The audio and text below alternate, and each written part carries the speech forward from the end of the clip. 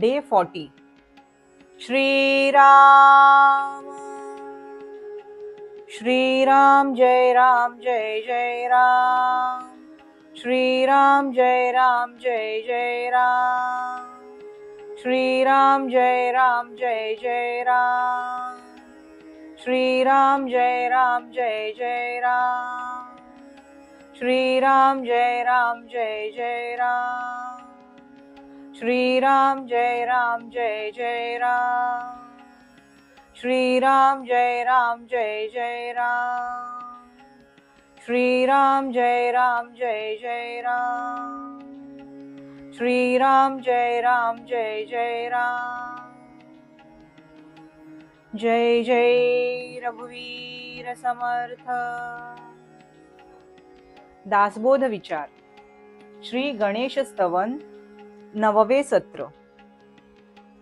सर्व काळ मदोन्मत्त सदा आनंदे डुल्लत हरुषे निर्भर मुदित सुप्रसन्न वदनो श्रीराम. 1-2-9. ह्या ओवीपासून समर्थाने श्री गणेशाच्या रूप लावण्याचे सर्वांग सुंदर वर्णन केले आहे. सर्व काळ मदोन्मत्त सदा आनंदे डुल्लत. सच्चित आनंदम ब्रह्म. ब्रह्म हे प्रत्यक्ष आनंद स्वरूपच आहे. त्यामुळे श्री गणेश सदा सर्व काळ ब्रह्मानंदाच्या धुंदीत रममाण असतात. आनंद हेच त्यांचे स्वरूप असल्यामुळे ते नित्य निजानंदात डोलतात.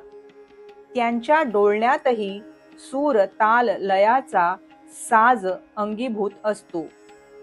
हरुषे निर्भर मुदित.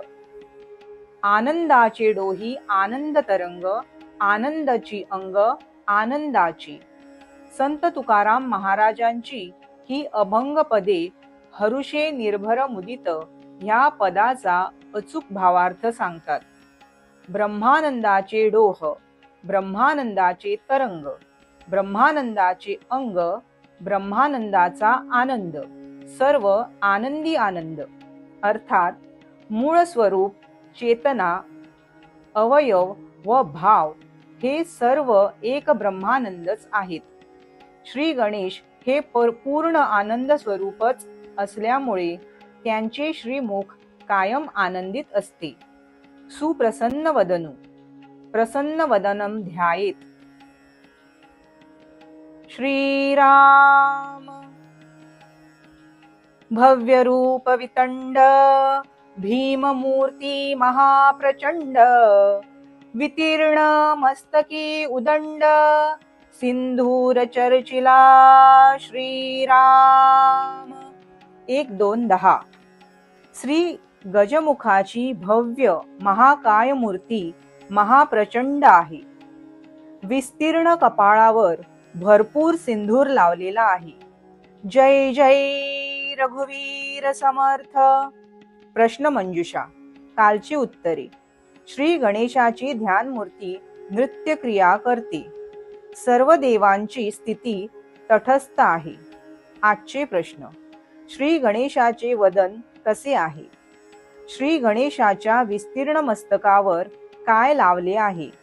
शुका सारिखे पूर्ण वैराग्य ज्याचे वशिष्ठा परी ज्ञान योगेश्वराचे कवी वाल्मिका सारिखा मान्य ऐसा. नमस्कार माझा सद्गुरु रामदासा. जय जय रघुवीर समर्थ.